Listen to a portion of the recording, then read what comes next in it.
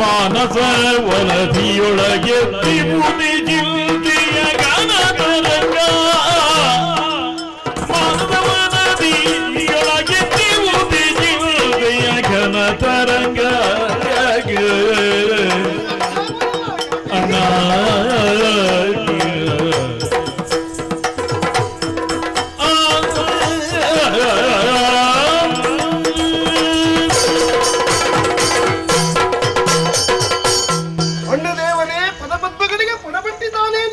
ಲಕ್ಷ್ಮಣ ಶ್ರೇಯಸ್ಸಾಗಲಿ. ಮಂತ್ರಣಾಗಾರವನ್ನು ಸೇರಿದ್ದೀಯಾ? ಎಲ್ಲ ಆಪ್ತರನ್ನು ಬರಮಾಡಿಸಿಕೊಂಡಿದ್ದೀಯಾ? ಚಿತ್ರಾರ್ಪಿತ ಪ್ರತಿಮೆಗಳ ಹಾಗೆ ಎಲ್ಲರೂ ನಿಂತಿದ್ದಾರೆ ಬಿಟ್ಟರೆ ಒಂದೇ ಒಂದು ಮಾತನ್ನು ನಿನ್ನಲ್ಲಿ ಯಾರೂ ಆಡುತ್ತಾ ಇಲ್ಲ. ನೀನು ಯಾರನ್ನೂ ಉದ್ದೇಶಿಸಿ ಒಂದು ಸೊಲ್ಲನ್ನು ಹೇಳುವುದಕ್ಕೆ ಮುಂದಾಗ್ತಾ ಇಲ್ಲ. ಆದ್ರೆ ಎಳವೆಂದರೂ ನಿನ್ನ ಒಡನಾಡಿಯಾಗಿ ಬದುಕಿದ ನಾನು ನಿನ್ನ ಮುಖಾವಲೋಕನದಿಂದ ಮನಸ್ಸನ್ನು ಅರ್ಥ ಮಾಡಬಲ್ಲೆ. ಅಣ್ಣ, ಸೂರ್ಯವಂಶ ಎನ್ನುವಂತಹ ಮಹಾಬ್ದಿಗೆ ನೀನು ಚಂದ್ರ ಸದೃಶ್ಯ. ನಿನ್ನ ಅಂತರಂಗದಲ್ಲಿ ಯಾವುದೋ ಘನವಾದಂತಹ ಚಿಂತೆಯ ತರಂಗಗಳು ಎದ್ದ ಕಾರಣವೇ ನಿನ್ನ ಮುಖ ಹೀಗೆ ಅಪ್ರಸನ್ನವಾಗಿದೆ. ಅಣ್ಣಯ್ಯ, ನಿನ್ನ ನೋವು ನನ್ನ ಮಾತ್ರ ಅಲ್ಲ, ನಮ್ಮ ಅಯೋಧ್ಯೆಯ ನೋವು. ನಿನ್ನ ನಗುಮಗವೇ ನಮ್ಮದ್ದಾದಂತಹ ಚೈತನ್ಯ, ಉತ್ಸಾಹ, ಉಲ್ಲಾಸ. ನೀನೇ ಬಾಡಿ ಹೋದೆ ಅಂತಾದ್ರೆ ನಾವು ಮುದುಡುವುದೇ ಅಲ್ವೇ? ಯಾಕಣ್ಣ ಹೀಗೆ? ಯಾವ ಚಿಂತೆ ನಿನಗೆ? ಏನಾಯ್ತಣ್ಣ? ಓ ತಮ್ಮ, ಮನುಕುಲೇ ಜ್ಞಾನದಿ ಮಾನ್ಯವು ಜನಪದಕ್ಕೆ ಹೆದರುವ ಗುಣವ ಹೊಂದಿರಬೇಕು. ನಮಗಾದರ್ಶವಿದು ಜಗದಿ ಜನಕನಂದನೆಯಿಂದಲಿಮ್ಮಯ ಮನುಕುಲಕ್ಕೆ ಅಪವಾದವೊಳಸಿದೆ. ಜನಕನಂದನೆಯಿಂದ ಎಮ್ಮಯ ಮನುಕುಲಗೆ ಅಪವಾದವೊಳಸಿದೆ. ವನಿತೆಯನ್ನು ತ್ಯಜಿಸುವಳಿ ಮನಗೀದಿಗೆನೋ ತಾನೆನಲು ತಮ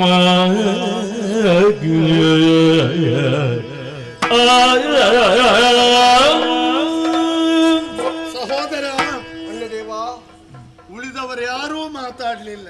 ಇಲ್ಲ, ನಾನು ನಿನ್ನಲ್ಲಿ ತೋರಿದ ವಾತ್ಸಲ್ಯ, ನೀನು ನನ್ನಲ್ಲೆರಿಸಿದ ಅಭಿಮಾನ, ಇದು ಕಾರಣವಾಗಿ ನಿನಗೆ ಪ್ರಶ್ನಿಸುವ ಆ ಒಂದು ಮನಸ್ಥಿತಿ, ಧೈರ್ಯ ಬಂತು. ನಿನ್ನ ಚಿಂತೆಯನ್ನು ಕಾಣುವುದಕ್ಕೆ ಸಾಧ್ಯ ಇಲ್ಲ. ನಾನಂತೂ ಸಹಿಸಲಾರೆ. ಮಗು, ಜನ ಸಾಮಾನ್ಯರಾದರೆ ಅವರ ಬಗ್ಗೆ ಯಾರು ಏನೂ ಪ್ರಶ್ನಿಸುವುದಿಲ್ಲ, ಹೇಗೂ ಬದುಕಿದರೆ ಆದೀತು. ಆದರೆ ನಾವು ಹಾಗಲ್ಲವಲ್ಲ. ಅಲ್ಲ, ಮನುಕುಲಜರು ಮಾತ್ರ ಅಲ್ಲ, ಸೂರ್ಯವಂಶಜರಾದಂತಹ ನಮ್ಮ ಘನತೆಯನ್ನು ಉಳಿಸಿಕೊಳ್ಳುವಲ್ಲಿ ಸದಾ ಎಚ್ಚರಿಕೆ ವಹಿಸಬೇಕು. ಕ್ಷಣ ಮಾತ್ರ ನಾವು ತಪ್ಪಿದರೂ ಕೂಡ ಅದು ಪ್ರಮಾದವಾಗಿ ಹೋಗಿಬಿಡುತ್ತದೆ. ಬಿಳಿ ಬಟ್ಟೆ ಉಟ್ಟವರಿಗಲ್ವೇ ಕೆಸರಿನ ಹೆದರಿಕೆ? ಆ ಮಡಿಬಟ್ಟೆ ಹುಟ್ಟಿಲ್ಲವಾದವರಿಗೆ ಯಾವ ಭಯವೂ ಇರುವುದಿಲ್ಲ. ಸತ್ಯ.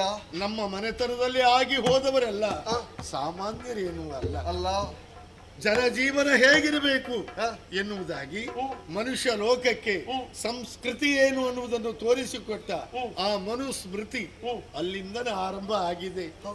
ಮಾತ್ರವಲ್ಲ, ಜ್ಞಾನ ಪ್ರಬೋಧಕನಾದಂತಹ ಸೂರ್ಯನ ವಂಶದಲ್ಲಿ ಹುಟ್ಟಿದವರಪ್ಪ ನಾವು. ಮನು, ಮಾಂಧಾತ, ಸಗರ, ಭಗೀರಥ, ಮಾತ್ರವಲ್ಲ ಶಿಬಿ, ಎಂತೆಂಥವರೆಲ್ಲ ಆಗಿ ಹೋದರು. ಪ್ರತಿಯೊಬ್ಬರೂ ಕೂಡ ಆ ಕೀರ್ತಿಯ ದೇಗುಲಕ್ಕೆ ಒಂದೊಂದು ಕಲಶವನ್ನು ಇಟ್ಟ ಹಾಗೆ ಅಗಣಿತ ಗುಣನಿಧಿಗಳಾಗಿರುವ ನಮ್ಮ ಹಿರಿಯರ ಬಗ್ಗೆ ಗುಣಗಾನ ಮಾಡುವುದಕ್ಕೆ ನೀ ಈ ಹೊತ್ತು ಹೊರಟಿದ್ದಿ ಅಂತಾದ್ರೆ ಆದ್ರೆ ಯಾಕೆ ಅಂತ ನನಗೆ ಅರ್ಥ ಆಗುವುದಿಲ್ಲ.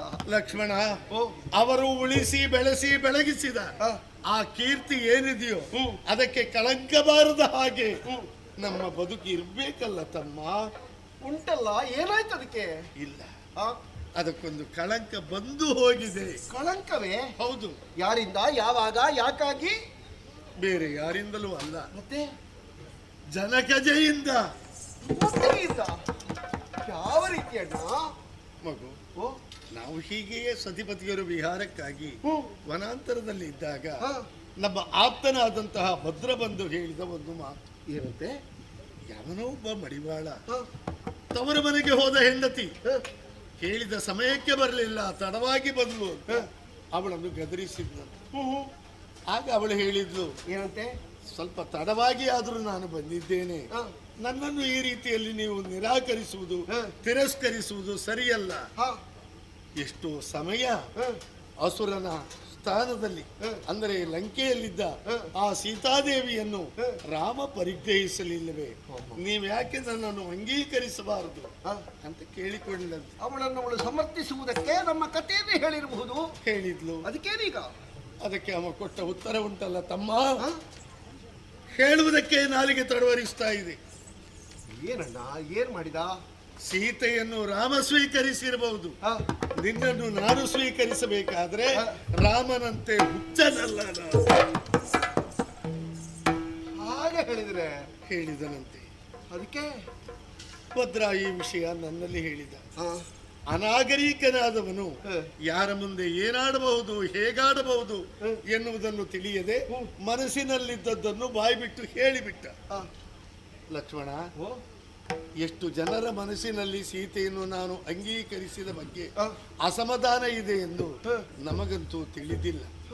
ಆದ್ದರಿಂದ ನಾನೊಂದು ನಿರ್ಧಾರಕ್ಕೆ ಬರಲೇಬೇಕಾಯಿತು. ಯಾವ ನಿರ್ಧಾರ? ಏನು ನಿರ್ಧಾರ? ಮತ್ತಿನ್ನೇನು ಅಲ್ಲ, ಸೀತಾರಾಮನಾಗಿ ಬದುಕುವ ಭಾಗ್ಯದಿಂದ ವಂಚಿತನಾದರೂ ಅಡ್ಡಿ ಇಲ್ಲ, ರಾಜಾರಾಮನಾಗಿ ಬದುಕಲೇಬೇಕೆಂಬ ನೆಲೆಯಿಂದ ಸೀತಾ ಪರಿತ್ಯಾಗ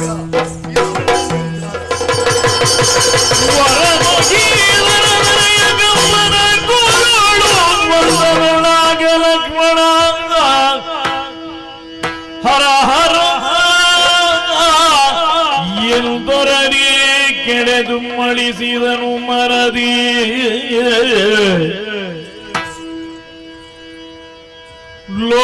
ಲೋಕಮಾತೆಯ ಚರಿತೆ ಜಗವೆಲ್ಲ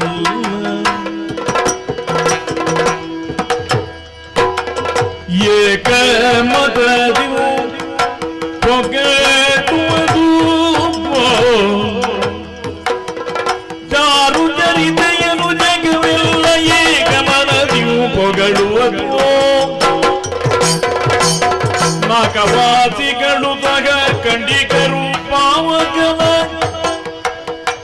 ಆಕೆ ಮುಕ್ಕಿತ್ತು ಬಂದಿಹುದ. ನಾಕವಾದಿಗಳು ತಗ ಕಂಡಿಕರು ಪಾವಕನಾಗೆ ಮುಕ್ಕಿತ್ತು ಬಂದಿಹುದ. ಅಣ್ಣ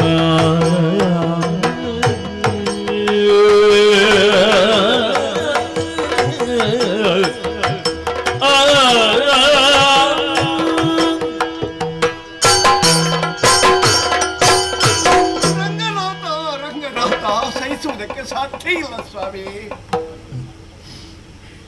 ನಮ್ಮಣ್ಣನಾದ ಶ್ರೀರಾಮನ ಬಾಯಿಂದ ಇಂಥ ನುಡಿಗಳು. ಅತ್ತಿಗೆಯಾದ ದೇವಿ ಸೀತೆಯ ಬಗ್ಗೆ ಇಷ್ಟು ಕಠೋರವಾದಂತಹ ನಿರ್ಧಾರವನ್ನು ಕೈಗೊಳ್ಳುವುದಕ್ಕೆ ನಮ್ಮಣ್ಣನಿಗೆ ಹೇಗೆ ಮನಸ್ಸು ಬಂತು?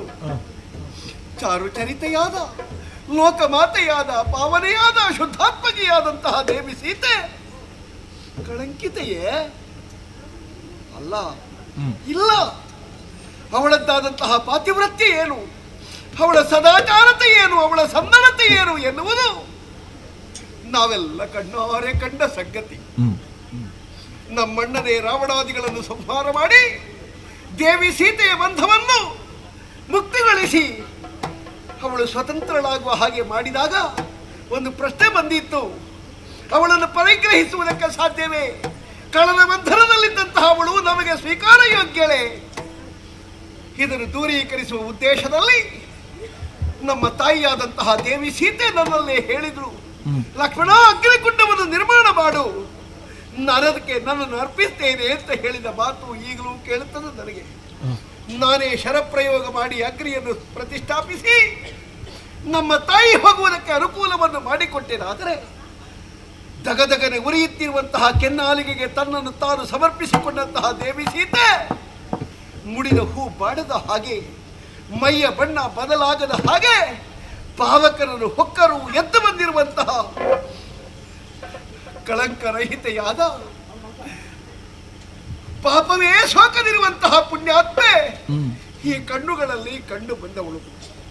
ಅಳಿದಿರುವ ನಮ್ಮ ಹಿರಿಯರು ಹೆಚ್ಚೇನು ನಮ್ಮಯ್ಯನೇ ಹೇಳಿದ, ಸೀತೆಯಲ್ಲಿ ಯಾವ ದೋಷವೂ ಇಲ್ಲ, ಪರಿಗ್ರಹಿಸು ರಾಮ ಅಂತ. ಆಮೇಲಲ್ವೇ ನಮ್ಮ ಅಣ್ಣ ಅವಳನ್ನು ಸ್ವೀಕರಿಸಿದ್ದು. ಅಂತಹ ದೇವಿಯಲ್ಲಿ ದೋಷ ಉಂಟು, ಅವಳನ್ನು ನಾ ಬಿಡುವ ತೀರ್ಮಾನವನ್ನು ಮಾಡಿದ್ದೇನೆ. ನನಗೆ ಅವಳನ್ನು ಇಟ್ಟುಕೊಳ್ಳುವುದಕ್ಕೆ ಸಾಧ್ಯವಾಗುವುದಿಲ್ಲ ಅಂತ ಇಷ್ಟು ನಿಷ್ಠೂರವಾಗಿ ಪರರಿಗೆ ನೋವಾಗದಂತೆ ವರ್ತಿಸಬಲ್ಲ, ಇನ್ನೊಬ್ಬರನ್ನು ನೋಯಿಸುವುದಕ್ಕೆ ಮನಸ್ಸಿಲ್ಲದೆ ಇರುವಂತಹ ರಾಮನಲ್ಲಿ ಯಾಕೆ ಇಂತಹ ಕಠೋರತೆ ಬಂತು? ಅರ್ಥ ಆಗ್ತದೆ. ನಮ್ಮಣ್ಣನ ಮನಸ್ಸಿನಲ್ಲಿ ಇಂತಹ ವಿಪ್ಲವ ಮೂಡುವುದಕ್ಕೆ ಅವರಿಗೆ ಇಂತಹ ಒಂದು ರೋಷ ಅಲ್ಲ, ಇಂತಹ ಒಂದು ಕಟುವಾದ ತೀರ್ಮಾನವನ್ನು ಕೈಗೊಳ್ಳುವಲ್ಲಿ ಅಗಸನ ಕಟು ನುಡಿಗಳು, ಅಗಸನ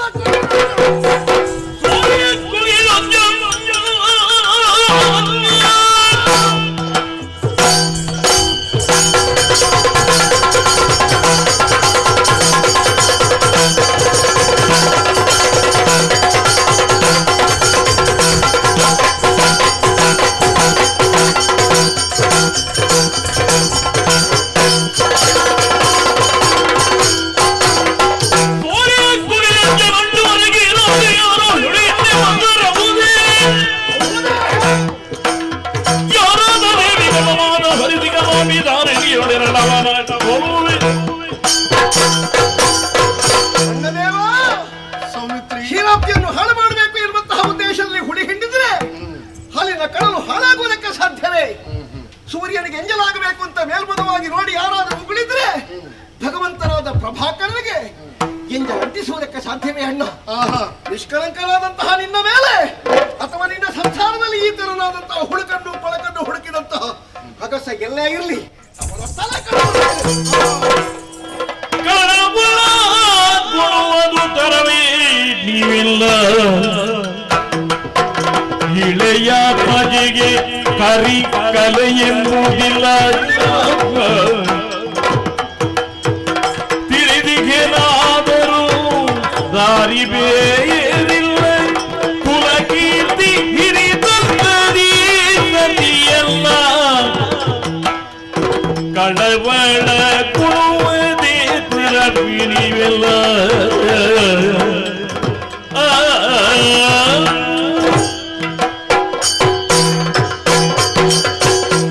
ಆವೇಶ ಸಲ್ಲದು ತಮ್ಮ, ಒಂದಪ್ಪಣೆ ಸನ್ನಿಧಾನದಿಂದ ಕೂಡುದು ಅಲ್ಲ, ಮನಸ್ಸಿನಲ್ಲಿ ನಿನಗೆ ಗೊಂದಲ ಉಂಟಾಗಿದೆ. ಸೀತೆಯ ಬಗ್ಗೆ ನನಗೆ ಸದಭಿಪ್ರಾಯ ಇಲ್ಲವಾಗಿದೆ ಅಂತ ಭಾವಿಸಿದೀಯಾ? ಮತ್ಯಾಕೆ? ಉಪಾಯ ಇಲ್ಲ ತಮ್ಮ, ಏನಾಯ್ತು? ಉಪಾಯವಿಲ್ಲ.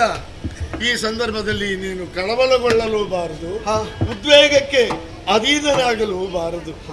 ಮಗು ಅಣ್ಣ, ದುರಕ್ಕೆ ನಾವ್ಯಾರು ಅಂಜಿದವರಲ್ಲ, ಅಂಜುವವರು ಅಲ್ಲ, ಅಪವಾದಕ್ಕೆ ಮಾತ್ರ ಹೆದರುವವರು. ಯಾಕೆ ನಾನು ಈ ಮಾತನ್ನು ಹೇಳಿದೆ? ಯಾಕಣ್ಣ? ಹುಟ್ಟಿದ ಮಗನನ್ನೇ ಊರು ಬಿಟ್ಟು ದೂರ ತಳ್ಳಿದಂತಹ ವ್ಯಕ್ತಿಯ ಕತೆ ನನಗೆ ಗೊತ್ತಿರಬೇಕು. ಇಕ್ಷ್ವಾಕು ದಂಡಕನನ್ನು ಅಸಮಂಜಸನನ್ನು ಶಿಕ್ಷಿಸಿದ ವ್ಯಕ್ತಿಯ ಹೆಸರು ನಿನಗೆ ಗೊತ್ತಿರಬೇಕು. ಸಗರನನ್ನು ತಿಳಿದವ ನಾನು. ಹೌದಲ್ಲ? ಹಾಗಾದರೆ ಅವರೆಲ್ಲ ಹಾಗೇಕೆ ಮಾಡಿದರು? ಜನಸಾಮಾನ್ಯರಿಗೂ ಕೂಡ ನಾವು ಒಲ್ಲದವರಾಗಬಾರದು, ಎಲ್ಲವರಿಗೂ ಸರಿಯಾಗಿ ಬದುಕಬೇಕು ಎಂಬ ಭಾವನೆಯಿಂದ ಸಮಾಜದ ನಡುವೆ ಬಾಳಿ ಬದುಕುವವ ನನ್ನಿಷ್ಟದಂತೆ ಇರ್ತೇನೆ ಅಂತ ಹೇಳುವುದಕ್ಕಾಗುವುದಿಲ್ಲ ತಮ್ಮ. ಉಳಿದವರ ಅಭಿಮತವನ್ನು ನಾವು ಒಪ್ಪಿ ಗೌರವಿಸಲೇಬೇಕಾಗ್ತದೆ. ಸೀತೆ ಪರಮ ಪತಿವ್ರತೆ, ಅವಳು ಪುನೀತೆ, ನನಗೆ ಗೊತ್ತಿಲ್ಲವೋ ತಮ್ಮ? ಮತ್ಯಾಕಣ್ಣ ಅವಳನ್ನು ತ್ಯಜಿಸುವುದು? ಅಗ್ನಿ ಪರೀಕ್ಷೆಯಲ್ಲಿ ತೇರ್ಗಡೆ ಹೊಂದಿ ಬಂದವಳು. ಹೌದಲ್ಲ? ಪಿತೃಲೋಕದಲ್ಲಿದ್ದ ನಮ್ಮಪ್ಪ ಹೇಳಿದ್ರು, ಇವಳ ಯೋನಿದೆ ಪರಮ ಪತಿವ್ರತೆ, ಸ್ವೀಕರಿಸು ರಾಮ ಅಂತ. ಅಲ್ವೇ? ಹೌದು. ಅಯೋಧ್ಯೆಯ ಪ್ರಜೆಗಳಲ್ಲಿಗೆ ಬಂದಿರ್ಲಿಲ್ವಲ್ಲ ಲಕ್ಷ್ಮಣ? ಅದಕ್ಕೆ ನಾವೆಲ್ಲ ಇದ್ದೇವಲ್ಲ ಅಲ್ಲೇ.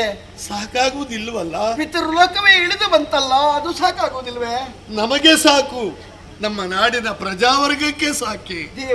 ದೇವತೆಗಳೆಲ್ಲ ಬಂದ್ರಲ್ಲ. ಹೌದು, ಆದರೆ ಅವಳಲ್ಲಿ ಕರಿಯ ಕಲೆ ಇದೆ, ಅವಳು ಕಲ್ಮಶವುಳ್ಳವಳು ಅಂತ ನಾನು ಕನಸಿನಲ್ಲಿ ಎಣಿಸುವುದಿಲ್ಲ.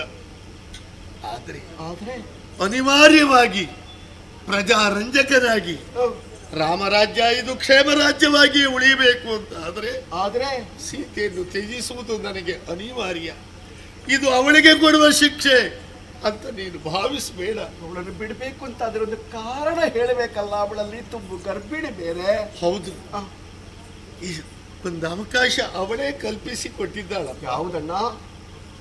ಬಯಕೆ ಒಂದಿದೆ ಕಾಂತ. ನಾವು ವನವಾಸದಲ್ಲಿರುವಾಗ ಅದೆಷ್ಟೋ ಋಷಿಮುನಿಗಳನ್ನು ಸಂಧಿಸಿದ್ದೆವು, ಋಷಿ ವಧುಗಳನ್ನು ಕಂಡಿದ್ದೆವು. ಅಂತವನ್ನೆಲ್ಲ ಮತ್ತೊಮ್ಮೆ ನೋಡಬೇಕು, ಹೋಮ ಧೂಮವನ್ನು ಆಘ್ರಾಣಿಸಬೇಕು, ಮಂತ್ರ ಘೋಷವನ್ನು ಕೇಳಬೇಕು, ಇದು ನನಗೆ ಬಯಕೆ ಅಂತ ಹೇಳಿದ್ವು.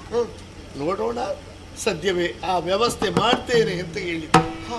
ಹಾಗಾಗಿ ಈ ಹೊತ್ತು ಸೀತೆಯನ್ನು ನೀನೇ ಕರೆದುಕೊಂಡು ಹೋಗಬೇಕು. ಗಂಗಾ ನದಿಯನ್ನು ಉತ್ತರಿಸಿ ಆ ಕಡೆಯಲ್ಲಿ ಎಲ್ಲಿಯಾದರೂ ಬಿಟ್ಟು ಬಾ ಲಕ್ಷ್ಮಣ. ಇದು ಸೀತೆಗೆ ಮಾತ್ರ ಕೊಡುವ ಶಿಕ್ಷೆ ಅಲ್ಲ, ಪರ್ಯಾಯವಾಗಿ ನಾನು ಅನುಭವಿಸುವ ಶಿಕ್ಷೆ. ಇದನ್ನು ನೀನು ಒಪ್ಪಿಕೊಳ್ಳಲೇಬೇಕು. ಸೀತೆಯನ್ನು ಕರೆದುಕೊಂಡು ಹೋಗಲೇಬೇಕು. ಇದು ರಾಮನ ಆಜ್ಞೆ, ರಾಜಾಜ್ಞೆ.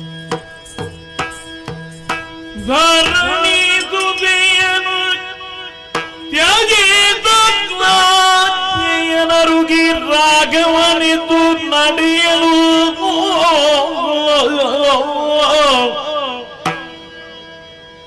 ಮರುಗಿ ಬಿಸು ಸುಯಿದಲ್ಲಿ ಮರವಟ್ಟಿದ್ದ ಲಕ್ಷ್ಮಣನು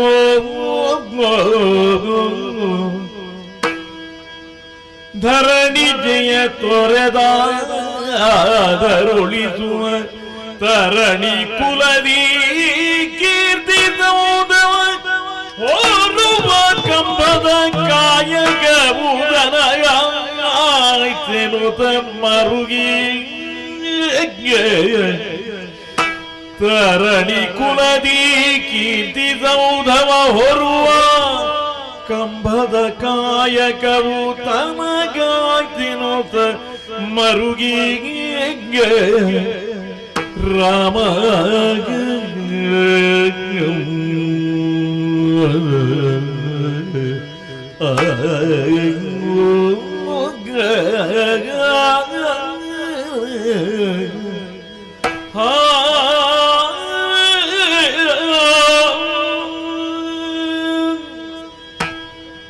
ಜನಕಜೆಯನ್ನು ತೊರೆಯುವ ತೀರ್ಮಾನವನ್ನು ಮಾಡಿ ಬಿಟ್ಟು ಮಾತಮ್ಮ ಅಂತ ಶಾಸನವನ್ನು ಹೇರಿ ಸಭಾ ವಿಸರ್ಜನೆಯನ್ನು ಮಾಡಿ ಭೂಪ ಎದ್ದೇ ಹೋದ.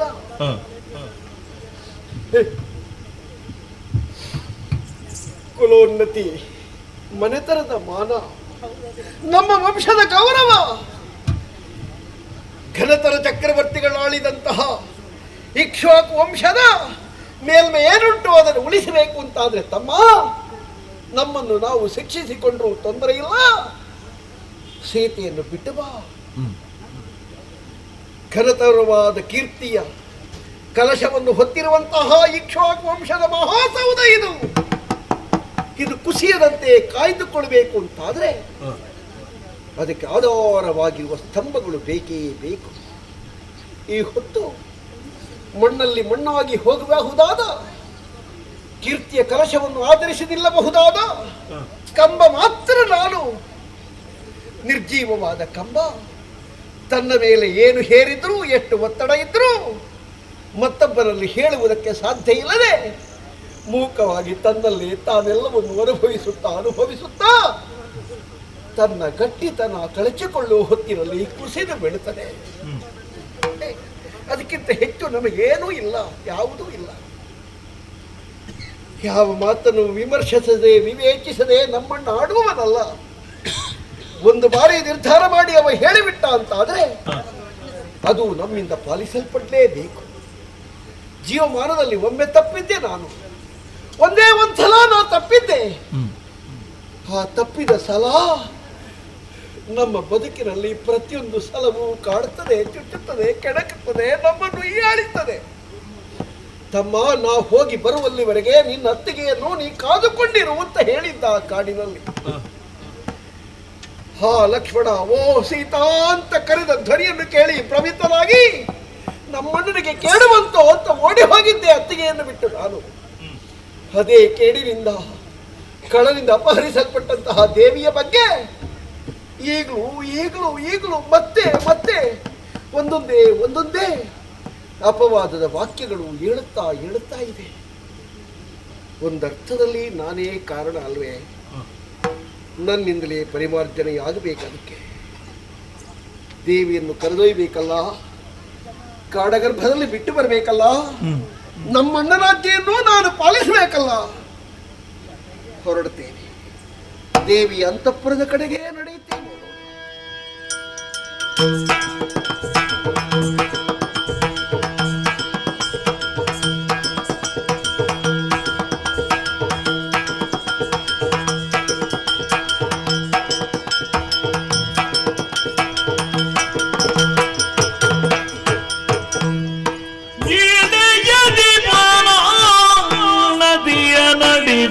ಕಳವಳಿಸಿ ನಡೆತಂದಾಗ ಜಾನಕಿ ನಲವಿನಿಂದು ಯಾಲೆಯಲ್ಲಿ ಕುಳಿತಿಗ ಪುಣ್ಯ ಸನ್ನಿಧಿಗೆ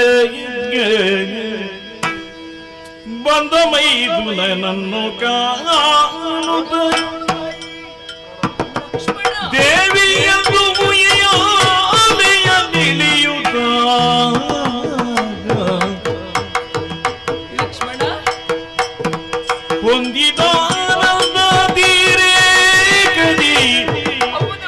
ಬಳಿ ಬಂದು ಕೇಳಿದಳ್ ವಾತ್ಸಲ್ಯದಿ.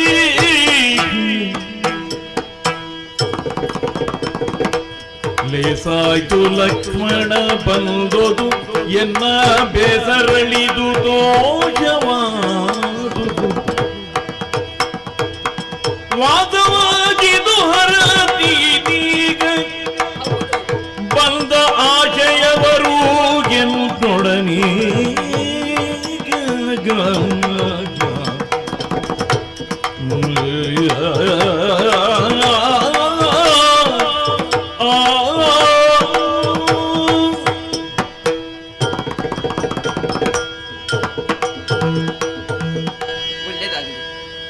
ಬಾಹಿಗೆ ಲಕ್ಷ್ಮಣ, ಯಾಕೋ ದೂರ ನಿಂತಿದ್ಯಾ? ಬಾಹಿಗೆ ಹೀಗೆ ಬಾ. ನೀನು ಬಂದದ್ದು ತುಂಬಾ ಒಳ್ಳೇದಾಯಿತು. ಒಬ್ಬಳೇ ಉಯ್ಯಾಲೆಯಲ್ಲಿ ಕುಳಿತಿದ್ದವಳು ನಾನು. ಏನೋ ಬೇಸರ. ನೀನು ಬಂದದ್ರಿಂದ ನನಗೆ ತುಂಬಾ ಆನಂದವಾಯಿತು. ಲೇಸಾಯಿತು ಮಗನೇ ನೀನು ಬಂದದ್ದು. ಹಾಗಲ್ಲ, ಬರುವವನಲ್ಲ ನೀನು. ಏನು ಕಾರಣ? ಬರುವರ ಉದ್ದೇಶ ಏನು ಹೇಳ್ತೀಯ? ಚಿತ್ತವಿಸಲೆ ದೇವಿ ಈತನಾಚೆಯ ರಾಮ ಅರ್ತಿಯೊಳು ನೀ ಬೇಡಿದ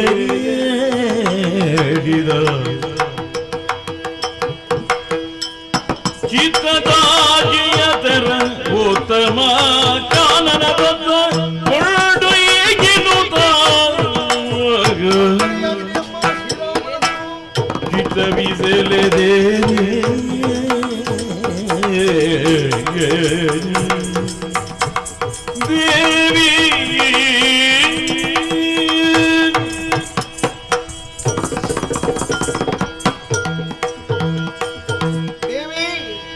ಲಕ್ಷ್ಮಣ. ಕಾರ್ಯ ಕಾರಣಗಳಿಲ್ಲದೆ ಎಲ್ಲಿಗೂ ಲಕ್ಷ್ಮಣ ಬರುವವನಲ್ಲ ಎನ್ನುವುದು ನಿನಗೂ ಗೊತ್ತಿದೆ. ಹೌದಪ್ಪ. ಅದರಲ್ಲಿಯೂ ನಮ್ಮಣ್ಣನ ಅಜ್ಜೆ ಆಯಿತು ಅಂತಾದ್ರೆ ಯಾವ ಕಾರ್ಯವನ್ನಾದರೂ ನಾ ಮಾಡಿ ಮುಗಿಸುವವನೇ. ಖಂಡಿತ. ಮೊನ್ನೆ ತಾನೇ ಚಂದ್ರಿಕಾ ವಿಹಾರಕ್ಕಾಗಿ ಹೊರಟಿರುವ ನೀವು ಏನೋ ಸರಸ ಸಲ್ಲಾಪವಾಗಿ ಸ್ವಲ್ಪ ಮಾತಾಡಿದ್ರಂತೆ. ಹೌದಪ್ಪ. ಗತಕಾಲದ ಕೆಲವೆಲ್ಲ ವಿಷಯಗಳು ನಿಮಗೆ ನೆನಪಾಗಿ ನಮ್ಮಣ್ಣ ಅಲ್ಲ ನಿಮ್ಮ ಪತಿದೇವರಲ್ಲಿ ಹರಿಕೆಯಾಗಿ ಹೇಳಿಕೊಂಡಿರಂತೆ. ಬಯಕೆಯನ್ನು ಹೇಳಿಕೊಂಡದ್ದು ಹೌದು. ನಾನು ಋಷ್ಯಾಶ್ರಮವನ್ನು ನೋಡಬೇಕು, ಮುನಿಮದುಗಳನ್ನು ಕಾಣಬೇಕು, ಕೆಜ್ಜವನ್ನು ನೋಡಬೇಕು, ಆ ಧೂಮವನ್ನು ಅಗ್ರಾಡಿಸಬೇಕು. ಸತ್ಯಪ್ಪ. ಅಲ್ಲಿರುವಂತಹ ಪ್ರದೇಶದಲ್ಲಿ ಶಾಂತವಾಗಿ ಕೆಲ ದಿವಸ ಸುತ್ತಿ ಬರಬೇಕು ಅಂತ ಕೇಳಿಕೊಂಡಿದ್ರಂತೆ. ಆಸೆ ಹೇಳಿಕೊಂಡದ್ದು ಹೌದು ನನ್ನವರಲ್ಲಿ ನಾನು. ಅದು ಈಗ ನಮ್ಮಣ್ಣನಿಗೆ ನೆನಪಾಗಿದೆ. ಹಾಗಾಗಿ ಇತ್ತ ನಾಜ್ಯೆಯ ನಮ್ಮಣ್ಣನಾದ ಶ್ರೀರಾಮಚಂದ್ರ ನನ್ನ ಮೂಲಕವಾಗಿ ಕಾಡಿಗೆ ನಿಮ್ಮನ್ನು ಕೊಂಡೊಯ್ಯುವುದಕ್ಕೆ ನಾನು ಕಟಿಬದ್ಧನಾಗಿ ಬಂದಿದ್ದೇನೆ. ಹೊರಡ್ತೀರೇ ದೇವಿ? ಸತ್ಯವೇನೋ ಇದು? ದಿಟವೇ ನಿನ್ನಯ ವಚನ,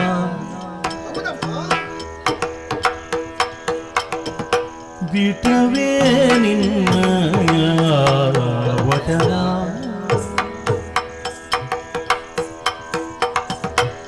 ಸೌಮಿತ್ರಿ ಹಠಕೊಪ್ಪಿದನೆ ರಮಣ,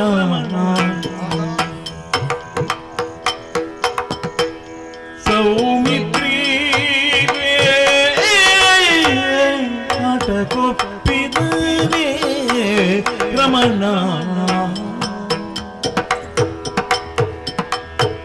ಸಟಿಯಲ್ಲವಲ್ಲ ನಿಕಟ ರದ್ದೆಗಿಂದಲೇ ಕಟಿಬದ್ಧನಾದೆಯೇ ಅಡವಿಗೆನ್ನೊಯ್ವರೇ, ಸಟೆಯಲ್ಲವಲ್ಲ ನಿಕಟ ಶ್ರದ್ಧೆಗಿಂದಲೇ ಕಟಿಬದ್ಧನಾದೆಯೇ ಅಟವಿಗೆ ಒಯ್ವರೇ, ದಿಟವೇ ನಿನ್ನಯ ವಚನ, ಸೌಮಿತ್ರಿ ಹಠಕೊಪ್ಪಿದನೆ ರಮಣ, ಸಟೆಯಲ್ಲವಲ್ಲ ದಿಟವೇ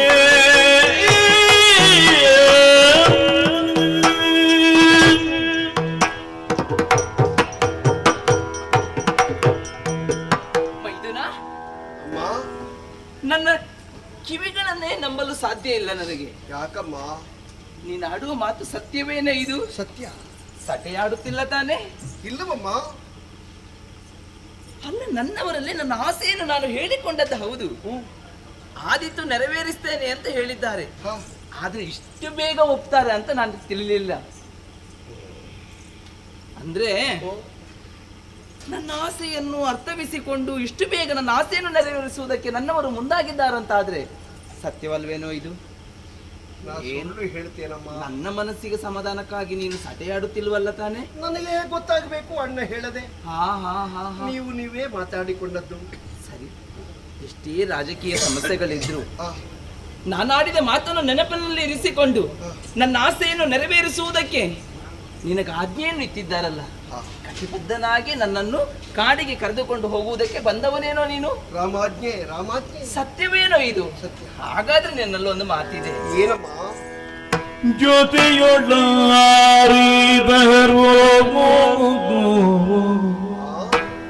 ಎನ್ನ ಜೊತೆಯೊಳ್ಳಾರಿದರೋ ಯಾರು ಬರ್ತಾರಪ್ಪ? ನಿನ್ನಯ ಸತಿಯು ಭರತನ ಬಾರಿಗೋ ಎನಗತಿ ಸಲುಗೆಯ ತಂಗಿ ಶ್ರುತ ಕೀರ್ತಿಯಳೋ ಮಾತೆಯರೋ ಹಿತದಿ ಆ ಕಾನನದಿ ಮುನಿ ಸತಿಯರಿಗೆ ಕೊಡಲಿ ನನುಯಲಿ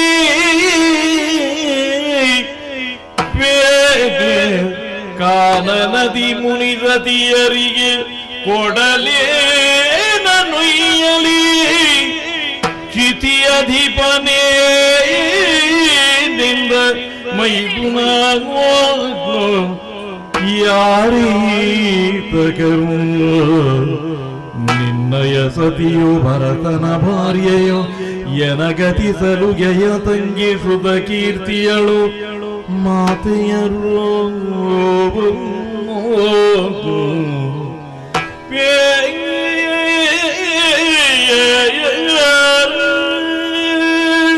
ಲಕ್ಷ್ಮಣ, ಅಪ್ಪಣೆಯಾಗಿದೆ ತಾನೆ ನನ್ನವರಿಂದ. ಸತ್ಯ ತಾಯಿ. ಹಾಗಾದ್ರೆ ನೀನು ಸಿದ್ಧನಾಗಿದ್ದೀಯಾ ಅಂತ ಆಯಿತು. ನಿಜ. ಹೌದು. ಅರಣ್ಯಕ್ಕೆ ಹೋಗಬೇಕಾದ್ರೆ ನನ್ನ ಜೊತೆಯಲ್ಲಿ ಯಾರು ಬರ್ತಾರೆ? ನಿನ್ನ ಮಡದಿ ಉರ್ಮಿಳೆ ಬರ್ತಾಳಾ? ಅಲ್ಲ ಅಂತ ಆಯ್ತು. ಭರತನ ಬಾರ್ವೆ ಮಾಂಡವಿ ಬರ್ತಾಳಾ? ಓ, ಅವಳು ಗೊತ್ತಾಯಿತು. ನನ್ನ ಪ್ರೀತಿಯ ತಂಗಿ, ಬಹಳ ಸಲುಗೆಯ ತಂಗಿ ಶತಕೀರ್ತಿ ಶತ್ರುಘ್ನ ಮಡದಿ. ಓ, ಇವರಲ್ಲ ಅಂತ ಆದ್ರೆ ರಾಜಮಾತೆಯರಲ್ಲಿ ಯಾರಾದ್ರೂ ಬರ್ತಾರಂತ ಆಯ್ತು. ಯಾರು ಬರ್ತಾರಪ್ಪ? ಮುನಿ ವಧುಗಳಿಗೆ ಬಾಗಿನ ಕೊಡುವುದಕ್ಕೆ ಯಾವ ಸುವಸ್ತುಗಳನ್ನು ಕಾಣಿಕೆಯನ್ನು ನಾವು ತೆಗೆದುಕೊಂಡು ಹೋಗಬೇಕು? ನನ್ನವರು ಏನು ಹೇಳಿದ್ರು? ಏನಂತ ಹೇಳಿದ್ರು? ಹೇಳಪ್ಪ, ಹೇಳು. ಮುಗುಳೊಳಗಿನಾಲಿಗೆ ತೊದಲಿ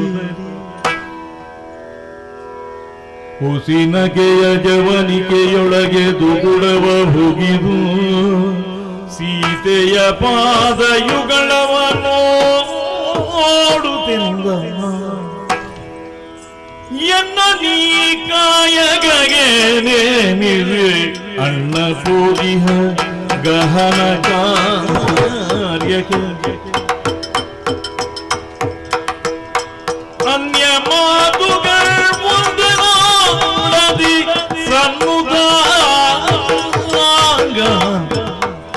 ಅನ್ಯ ಮಾತುಗಳು ಒಂದನಾಡದೆ ಸನ್ನುತ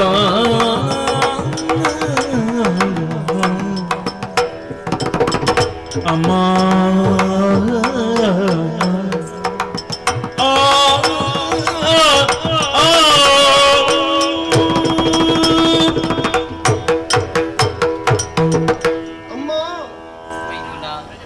ನಿಮ್ಮಲ್ಲಿ ಮಾತಾಡಬೇಕು ಅಂತಾದ್ರೆ ನಮ್ಮ ಅಣ್ಣ ಬಿಟ್ರೆ ಬೇರೆ ಯಾರೂ ಅಲ್ಲ. ಒಂದು ವಿಷಯ ಸಿಕ್ಕಿದ್ರೆ ಸಾಕು, ಅದರ ಸುತ್ತಮುತ್ತ ಎಷ್ಟು ಪ್ರಶ್ನೆ ಕೇಳಬಹುದು ಅಂತ. ನಿಮ್ಮನ್ನು ನೋಡಿದ್ರೆ ಅರ್ಥ ಆದೀತು. ನೀವು ಕೇಳಿದ್ದು ನನಗೆ ಹೊಸದಾಗಿ ಹೋಯ್ತಮ್ಮ. ನಮ್ಮಣ್ಣ ಎಷ್ಟು ಹೇಳ್ತಾನೋ ಅದಕ್ಕೆ ಪ್ರತಿಯಾಗಿ ನಾವು ಆಡುವವರಲ್ಲ. ನಮಗೆ ಕೇಳಿ ಗೊತ್ತು ವಿನಃ ಮಾತಾಡಿ ಅಭ್ಯಾಸ ಇಲ್ಲ. ನಮ್ಮಣ್ಣ ಹೇಳಿದ, ನಾ ಕೇಳಿದೆ, ನಿಮ್ಮಲ್ಲಿ ಅಷ್ಟನ್ನೂ ನಾ ನಿವೇದಿಸಿಕೊಂಡೆ. ನೀವು ಕೇಳ್ತೀರಿ ಅವರು ಬರ್ತಾರಾ ಇವರು ಬರ್ತಾರಾ, ಹೋಗುವಾಗ ಏನು ಕೊಂಡು ಹೋಗ್ಬೇಕು ನನಗೆ ಗೊತ್ತಿಲ್ಲ ತಾಯಿ. ನಮ್ಮ 3 ಮಂದಿಯರ ಹೆಂಡತಿಯರು ಗರ್ಭಿಣಿಯರೇ, ಅವರಿಗೇನು ಬಯಕೆ ಅಂತ ನನಗೆ ಗೊತ್ತಿಲ್ಲ. ಮತ್ತೆ ತಾಯಂದಿರು ರಾಜಮಾತೆಯರು ವೃದ್ಧಾಪ್ಯದಲ್ಲಿದ್ದಾರೆ. ಸತ್ಯ. ಅವರಾಗಿಯೇ ಕಾಡಿಗೆ ಹೊರಡಬೇಕಲ್ಲದೆ ನೀವು ಕಾಡಿಗೆ ಬರ್ತೀರಾ ಅಂತ ನಾವು ಕೇಳುವುದು ಎಷ್ಟು ಸರಿ ಹೇಳಿ? ಮತ್ತೆ ಋಷಿಮುನಿಗಳನ್ನು ಕಾಡುವಾಗ, ಮುನಿವಧುಗಳನ್ನು ಕಾಡುವಾಗ ಏನು ಕೊಡಬೇಕು, ಎಷ್ಟು ಕೊಡಬೇಕು, ಹೇಗೆ ಕೊಡಬೇಕು ನನಗೆ ಗೊತ್ತಿಲ್ಲ. ಕೇಳೋಣವಾ? ನಮ್ಮಣ್ಣ ಘನವಾದ ರಾಜಕಾರ್ಯಕ್ಕೆ ಅಪ್ಪಣೆಯನ್ನು ಕೊಟ್ಟು ಹೊರಟು ಹೋಗಿದ್ದಾನೆ, ಊರಲ್ಲಿಲ್ಲ ಅವ. ಹಾಗಾಗಿ ಸಾಮ್ರಾಜ್ಞಿ ಆದಂತಹ ನಿಮಗೆ ಸರ್ವಸ್ವಾಮ್ಯವೂ ಇದೆ ತಾನೆ. ತಮ್ಮ ತೀರ್ಮಾನವೇ ನಮ್ಮ ತೀರ್ಮಾನ ತಾಯಿ. ಆದಿತ್ತು. ಹೊರಡಬೇಕು ಅಂತ ಅಣ್ಣ ಹೇಳಿದ್ದಾನೆ. ಬೇಕೋ ಬೇಡವೋ ಅಂತ ತೀರ್ಮಾನಿಸುವುದಕ್ಕೆ ನಿಮಗೂ ಹಕ್ಕುಂಟಲ್ಲ. ಖಂಡಿತ ಇದೆ, ಖಂಡಿತ ಇದೆ. ಅವರೇ ಹೇಳಿದ ಮೇಲೆ ಮುಗಿದು ಹೋಯಿತು. ಹೋಗುವುದೇನೋ. ಹೌದಲ್ಲ? ಹಾಗಿದ್ರೆ ಹೊರಡೋದಕ್ಕೆಲ್ಲ ಸಿದ್ಧತೆಯನ್ನು ಮಾಡು. ರಾಜಮಾತೆಯರಿಂದ ಆಶೀರ್ವಾದವನ್ನು ಪಡೆದು ನಾನು ಬರ್ತೇನೆ. ಎಲ್ಲ ಸಿದ್ಧತೆಯನ್ನು ಮಾಡು. ಆದಿತ್ತು. ಸಮಾಧಾನ. ಖಂಡಿತ ಸಮಾಧಾನ. ಆದಿತ್ತಪ್ಪ.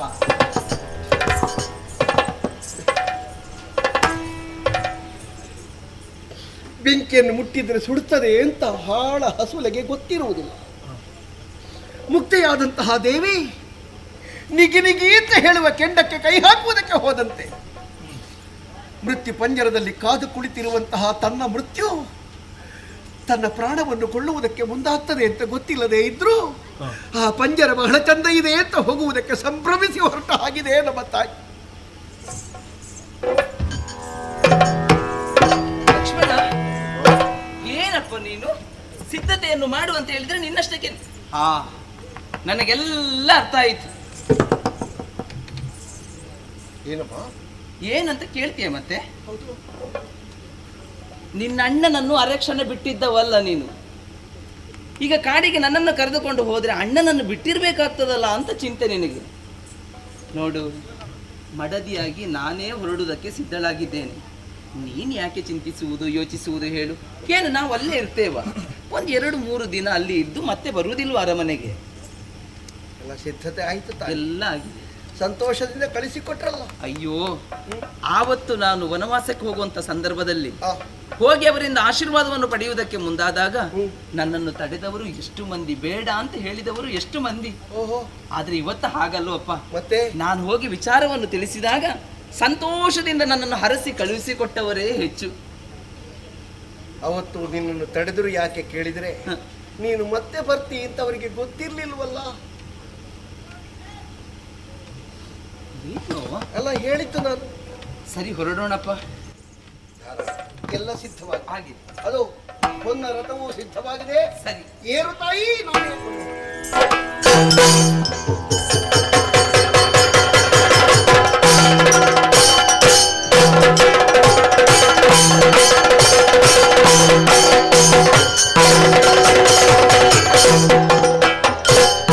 ಬಂದು ಬಂದೇ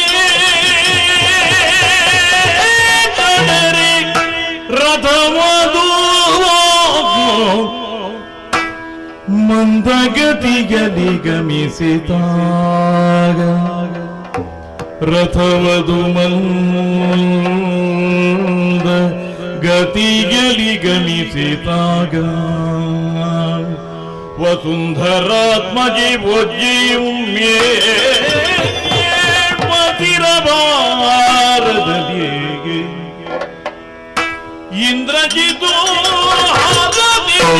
ಚಿರುದಿಯದುದು ಗುರು ಹೊರಗಿಂದಲ, ಇಂದ್ರಜಿತು ಚಿರುದಿಯದುದು ಗುರು ಹೊರಗಿಂದಲ, ಮಣಿಸ್ಯೋದನಕಿ ಬಲುವಿದ ದೌಡದಗಿತು ಗದಿ ನಿರೋಧವೆನೇ ರಥವದು ಮಂದಗತಿಯಲ್ಲಿ ಗಮಿಸಿದಾಗ ರಾಮ ರಾಮ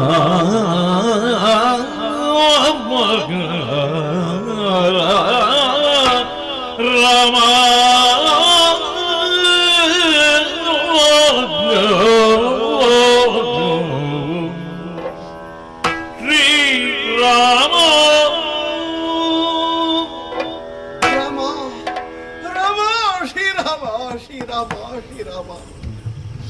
ನನ್ನ ರಥ ಎಷ್ಟು ಹೊಡೆದರೂ ಮುಂದೆ ಹೋಗ್ತಾ ಇಲ್ಲ. ಕಟ್ಟಿದಂತಹ ಕುದುರೆಗಳು ಮಂದವಾದ ಹೆಜ್ಜೆಗಳು ನೀಡುತ್ತಾ ಇದ್ದಾವೆ. ವೇಗ ಇಲ್ಲ, ನಿಧಾನವಾಗಿದೆ ಅವುಗಳ ಹೆಜ್ಜೆ. ಸೂಕ್ಷ್ಮದಿಂದ ಓಡಬಲ್ಲ ಈ ಕುದುರೆಗಳಿಗೆ ಇವತ್ತು ಏನಾಗಿದೆ ಅಂತ ನಾನು ಆಲೋಚನೆ ಮಾಡಿದ್ರೆ ಮೂಕ ಪ್ರಾಣಿಗಳಿಗೂ ಬಹುಶಃ ಅರ್ಥವಾಗಿದೆ ನಮ್ಮ ಮನೆತನದ ಗುಟ್ಟು. ನಾವೆಲ್ಲಿಯಾದ್ರೂ ವೇಗವಾಗಿ ಹೋದ್ರೆ ಈ ದೇವಿ ಕಾಡು ಪಾಲಾಗಿ ಹೋಗ್ತಾಳೆ. ನಮ್ಮಿಂದ ಆದಷ್ಟು ತಡವಾಗಲಿ, ಆ ದೇವಿಗೆ ಆದಷ್ಟು ಸೌಖ್ಯ ಸಿಕ್ಕಲಿ ಅಂತ ಪ್ರಾಣಿಗಳಾದ ಕುದುರೆಗಳಾದರೂ ಮಂದಗತಿಯಲ್ಲಿ ಸಾಗ್ತಾ ಇದ್ದಾವೆ ಅಂತ ನನಗನ್ನಿಸ್ತದೆ. ರಥಚಕ್ರಗಳು ಮುಂದೆ ಹೋಗ್ತಾ ಇಲ್ಲ. ಪ್ರತಿಯೊಂದು ಕಡೆಯಲ್ಲಿಯೂ ನಿರೋಧಗಳು, ತಡೆಗಳು, ಅಡೆಗಳು ಆರಂಭವಾಗಿವೆ. ಯಾಕೆ? ಭೂಮಿ ದೇವಿ ನಮ್ಮ ರಥಚಕ್ರವನ್ನು ಮುಂದುವರಿಯುವುದಕ್ಕೆ ಬಿಡ್ತಾ ಇಲ್ಲ. ಅವಳು ತನ್ನ ಬಸರಿಂದ ಬಂದ ಕೂಸಿಗೆ ಅಯೋಧ್ಯೆಯ ಅರಸ ಮಕ್ಕಳಿಂದ ಆಗುತ್ತಿರುವಂತ ಅನ್ಯಾಯವನ್ನು ಸಹಿಸುವುದಕ್ಕೆ ಅಸಾಧ್ಯಳಾದವಳು ನನ್ನ ಮಗಳು ತುಂಬು ಗರ್ಭಿಣಿ. ಈ ಸೂರ್ಯವಂಶೀಯರು ಏನೋ ಮಂದವತಿಯಿಂದ ನನ್ನ ಮಗಳನ್ನು ಕಾಡುಪಾಲು ಮಾಡಿ ಅವಳಿಗೆ ಇಲ್ಲದ ಸಲ್ಲದ ಸಹಿಸಲಾರದ ಕಷ್ಟವೇದನೆಯನ್ನು ಕೊಡ್ತಿದ್ದಾರಲ್ಲ ಎನ್ನುವುದಕ್ಕಾಗಿ ಭೂಮಿ ದೇವಿ ಕನಿಕರ ಪಡ್ತಾ ಇದ್ದಾಳೆ. ಒಂದು ಕಾಲದಲ್ಲಿ ಎಂತಹ ಘೋರವನ್ನಾದರೂ ಭೇದಿಸಿ ಮುಂದುವರಿಯುವಂತಹ ನನ್ನ ಎದೆಯೇ ತಳ್ಳನಗೊಳ್ಳುತ್ತಾ ಇದೆ. ನಾನೀಗ ಎಣಿಸುವುದು ನಮ್ಮತ್ತೆಗೆ ಗರ್ಭದಲ್ಲಿರುವಂತಹ ಪಿಂಡದ ಬಗ್ಗೆ. ನಮ್ಮ ಕುಲಗುರುಗಳಾದಂತಹ ವಶಿಷ್ಠರು ಹೇಳಿದ್ರು, ದೇವಿ ಸೀತೆ ಹೆರುವ ಮಕ್ಕಳು ಉಭಯ ಮಕ್ಕಳು.